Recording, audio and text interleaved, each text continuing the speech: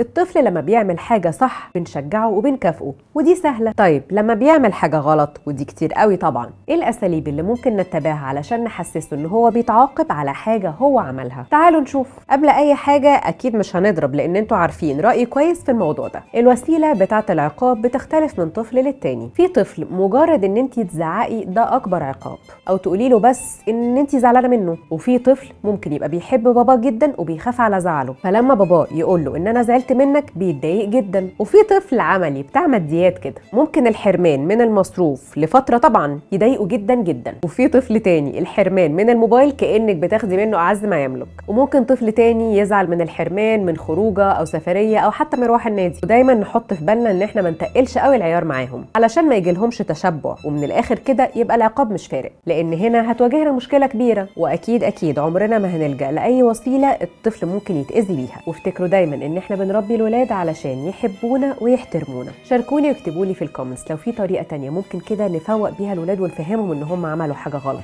وانا عارفة انكم ما تتوصوش، بس ما تنسوش الفولو واللايك والشير والحاجات اللي انتوا عارفينها.